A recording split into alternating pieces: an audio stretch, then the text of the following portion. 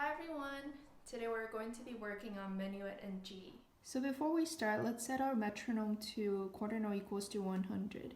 This is the app I'm using. It's called Temple. It's free and I think it's very useful. So I always use this one. And down here, you can set it to 100. And in this case, we need 3/4. So this we have no problem. And then quarter note. Let's choose quarter note. And then you'll see it's 3/4 and press play here. After setting up the metronome, now we're ready to start working on the piece. I know when you look at the music, you might be thinking, oh, why do the violins have all the interesting parts? Why do they have the melodies going on? And we're just here holding dotted half notes, and we don't have much going on. Well, it's true that we have the less interesting parts, but to be honest, me personally, I really enjoy being the supportive role in the orchestra. If you have to think of the piece as like a cake, the violins are like the fancy frosting that everyone sees and that wows everyone. But we are the cake, the body of the cake. We're actually what makes the cake good. So let's enjoy our parts and be the supportive role here. So since we don't have the melodies in our part, it's very important that when we're playing the harmonies, we can hear the violin sound in our head. So we know where to come out, where to back off, and be supportive playing our role. So this is what the violins have here.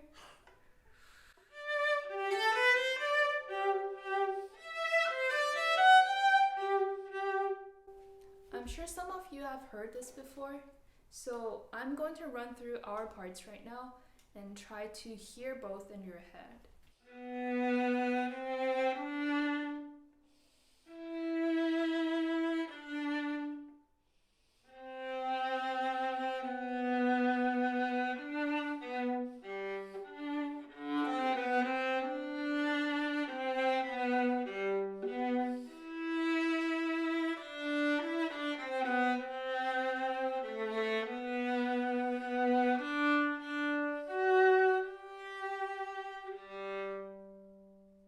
As you can see, this is in 3/4, and Minuet is a dance. So how we count it, the first beat and the third beat are the more important ones. So how we count it would be 1, 2, 3, 1, 2, 3, 1, 2, 3.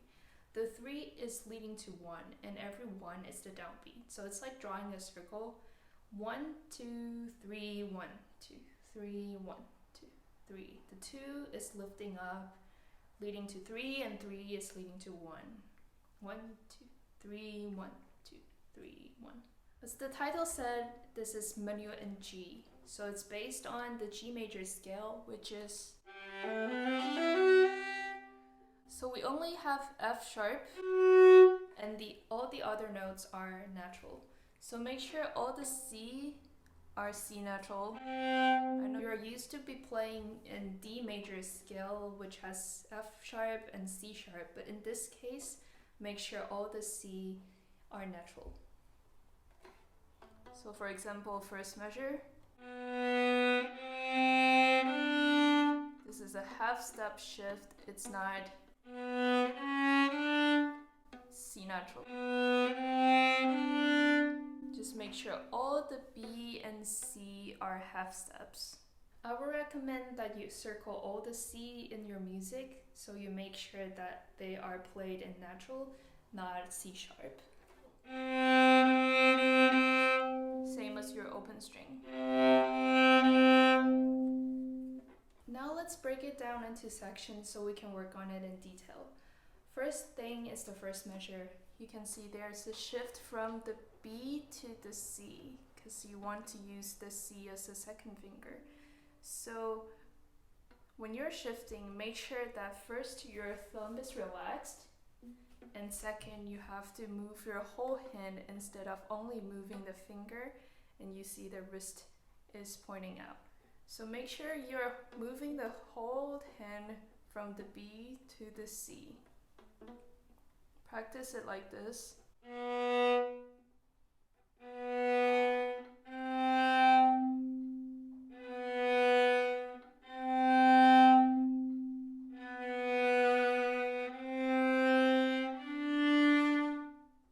for the first 4 measures, after the shift, you stay in second position.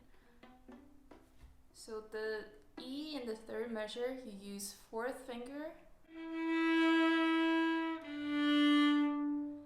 And then you see the 2 rests after this D in the 4th measure, you shift back to the first position. So you use the 2 quarter note rests to shift back to the first position. Relocate your whole hand to the first position. You'll definitely have time to do that, so make sure don't only move your fingers back, move your whole hand back to the first position, and use the 3rd finger for the C in the 5th measure. And then going on in the 6th measure, you see this articulation with staccato but also slurred on it. So how we play that, we articulate the first note and do a slight lift, and then we go on to the next note. So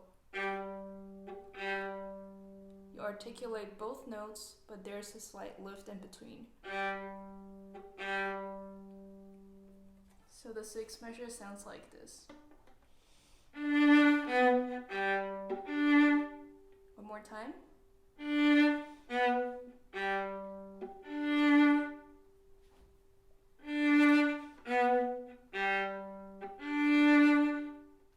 And then in measure 7, this measure is a little bit tricky.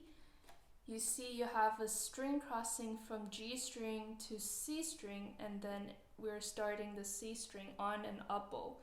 So what you have to watch out here is when you do the string crossing, make sure you adjust your weight on the right hand to your index finger so you have a nice grip on the C string before you start. So it'll sound like, make sure you grip it and then start. One more time.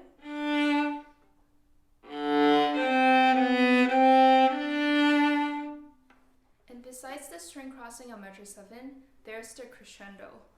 So what we'll do is when you start the second beat, which is the D on the C string, don't use too much bow, and we increase the amount of the bow we're using throughout the rest of the measure. So what we'll do is use very little bow on the D,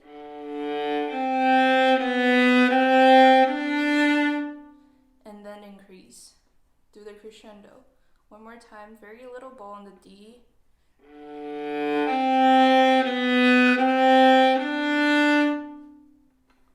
that's the crescendo. Then going on to measure 10, we see the same articulation as we saw in measure 7. So it'll sound like this once again.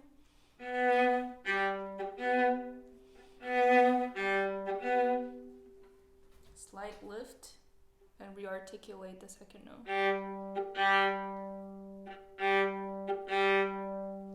In the second to the last measure, you can see there's something called molto rit written.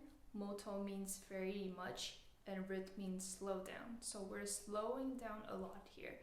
And how are we going to pace this? We're going from 100 beats per measure to 60.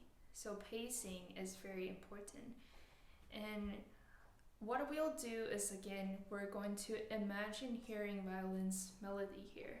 I'm going to play their parts four measures from the end.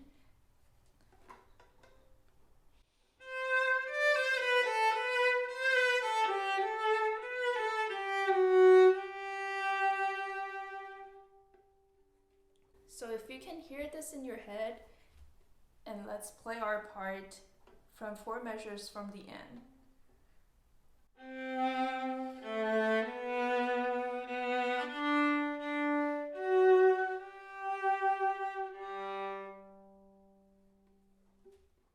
This is how we're going to pace it. So you're slowing down little by little. Don't slow down only on the last note or only the last measure. You have to pace it throughout the 2 measures.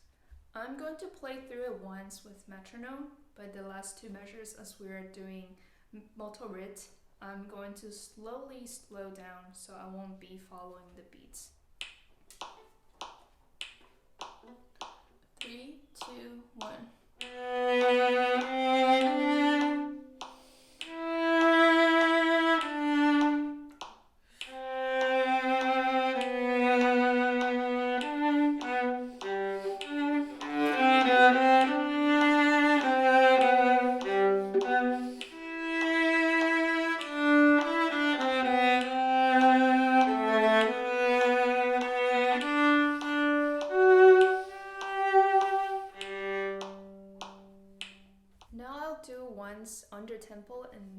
close-up so you can see the string crossing in my left hand and the shift, and also the string crossing in my right hand and the articulation.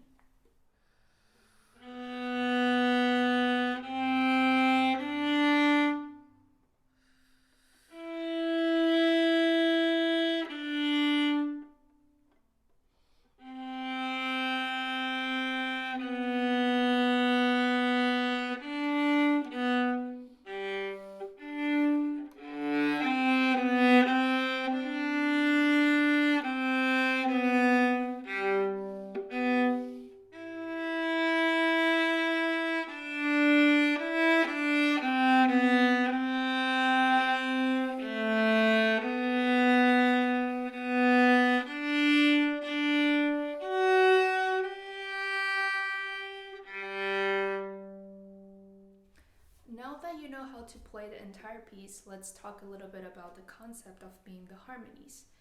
I know we don't have the entire line of the melody, but there are parts when it's time for us to speak up. For example, measure 8, when we have the 8th notes, we are the leading notes. So make sure we come out here.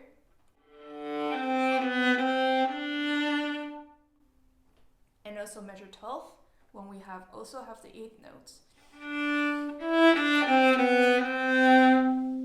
These are the two measures that we have to make sure we speak up. As that said, there are parts when we have to back up for sure. So that's when we are holding long notes. All the dotted half notes, make sure that we lay back a little bit so we hear the violin's voice. An example would be measure 5 and 6, when we have... Make sure we're not too loud because the violin has... And that's what we want to hear here. So let's back off a little bit and let them have the melody. That's it for today. This is a really beautiful piece, so enjoy practicing.